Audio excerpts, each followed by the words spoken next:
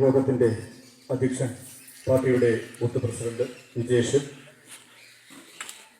ഉദ്ഘാടനം നിർവഹിച്ച പാർട്ടിയുടെ മണ്ഡല ഉപാധ്യക്ഷയും